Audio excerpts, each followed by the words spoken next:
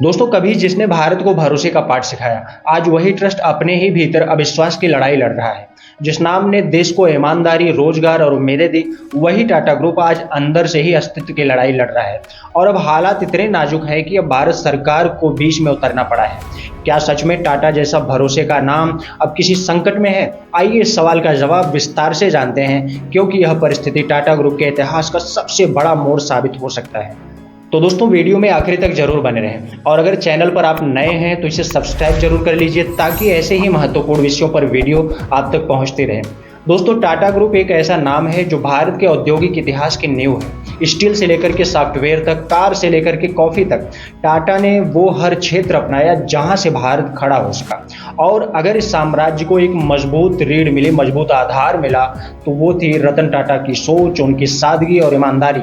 दोस्तों, रतन टाटा एक ऐसे शख्स थे जिसने मुनाफे से ज्यादा मानवता को महत्व दिया। एयर इंडिया को फिर से घर लाना हो, नैनो जैसी कार से आम आदमी का सपना पूरा करना हो, रतन टाटा ने हर फैसले में भारत को प्राथमिकता दी। लेकिन अब उनके जाने के बाद ही वही समूह, वही टाटा ग्रुप जिसकी नींव ट्रस्ट पर रखी गई थी, अब खुद ट्रस्ट के अंदर बिखरने लगा है। टाटा ग्रुप का सबसे बड़ा मालिक है टाटा ट्रस्ट, जिसके पास टाटा सन्स में करीब 66% हिस्सेदारी है। यानी कि जो डिसीजन टाटा ट्रस्ट लेते हैं वही पूरे ग्रुप का भविष्य तय करता है। लेकिन अब इन्हीं ट्रस्ट के अंदर मतभेद और टकराव बढ़ गया है। रतन टाटा के निधन के बाद अक्टूबर 2024 में उनके सौतेले भाई नोएल टाटा को टाटा ट्रस्ट का चेयरमैन बनाया गया था। इसके तुरंत बाद उन्हें टाटा सन्स के बोर्ड में भी शामिल किया गया। यानी कि 14 साल के बाद टाटा परिवार का कोई सदस्य फिर से दोनों शेयर संस्थानों की कमान संभाल रहा था। लेकिन ये फैसला ट्रस्ट के भीतर सर्वसम्मति से नहीं हुआ था।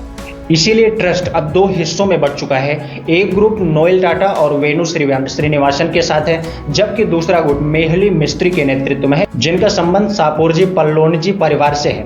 यह वही शापूरजी ग्रुप है जो टाटा सन्स में 18.37% की हिस्सेदारी रखता है और बीते दशकों से इस ग्रुप का प्रमुख शेयर होल्डर रहा है। इसकी खबरें तब और गर्म हो गई जब सरकार ने खुद इसमें दखल दिया। टाटा ग्रुप के इस विवाद को देखते हुए गृह मंत्री अमित शाह और वित्त मंत्री निर्मला सीतारमण ने टाटा ग्रुप के टॉप लीडर्स को मीटिंग के लिए दिल्ली बुलाया। इस मीटिंग में टाटा ट्रस्ट के chairman Noel Tata, Tata sons के चेयरमैन एन चंद्रशेखरन और कुछ अन्य ट्रस्टीज शामिल थे। इस मीटिंग में सरकार का सीधा संदेश था कि जो भी करना पड़े करो, ग्रुप को टूटने मत दो, क्योंकि अगर टाटा जैसा ग्रुप डगमगाया तो देश की अर्थव्यवस्था भी प्रभावित हो सकती है। अब सवाल ये उठता है कि इस विवाद के पीछे का असली कारण क्या है। तो दोस्तों, इस विवाद की शुरुआत 11 सितंबर को हुई टाटा ट्रस्ट की एक मीटिंग से मानी जा रही है। इस मीटिंग में टाटा सन्स के बोर्ड पर पूर्व रक्षा सचिव विजय सिंह को दोबारा नॉमिनी डायरेक्टर के रूप में नियुक्त करने पर चर्चा होनी थी। लेकिन इस पर मतभेद इतना बढ़ा कि 4 ट्रस्टी मेहली मिस्त्री, प्रमित झाबेरी, जहांगीर यच्चे जहांगीर और डेरियस खंबाटा ने प्रस्ताव को खारिज कर दिया। दूसरी ओर नोएल टाटा और श्रीनिवासन इस अपॉइंटमेंट के पक्ष में थे। इसके बाद मतभेद इतना बढ़ा कि बैठक अधर में लटक गई और विजय सिंह ने इस्तीफा तक दे दिया। इसके साथ ही 1000 करोड़ की फंडिंग को लेकर के भी टाटा ट्रस्ट के अंदर मतभेद छिड़ गया। कुछ ट्रस्टी कह रहे हैं कि इतना बड़ा फैसला बिना पारदर्शिता के कैसे लिया गया। साथ ही मिस्त्री गुट ने खुद के उम्मीदवार को बोर्ड में भेजने की भी कोशिश की, लेकिन नोएल टाटा ने रोक लगा दी और विवाद यहीं से बढ़ता चला गया। इसलिए खुद सरकार को इन विवादों में हस्तक्षेप करना पड़ा। दोस्तों, दुख की बात यह है कि जिस टाइम देश रतन टाटा की पहली पुण्यतिथि मना रहा है, उसी टाइम टाटा ट्रस्ट के अंदरूनी झगड़े की खबरें सुर्खियों में हैं। एक वो दौर था जब रतन टाटा कहते थे कि बिजनेस सिर्फ मुनाफा कमाने का नहीं, बल्कि भरोसा बढ़ाने का जरिया है। और आज वही भरोसा उसी के बनाए घर के अंदर दरकने लगा है, टूटने लगा है। अब सवाल ये नहीं कि इस विवाद में कौन जीतेगा कौन हारेगा, बल्कि सवाल ये है कि क्या टाटा ग्रुप फिर से अपना ट्रस्ट वापस हासिल कर पाएगा, जिसे रतन टाटा साहब ने अपने कर्मों और मेहनत से बनाया था। फिलहाल अब सरकार ने भी इस विवाद में हाथ बढ़ा दिया है। अब बारी है तो ट्रस्ट की, समझदारी की।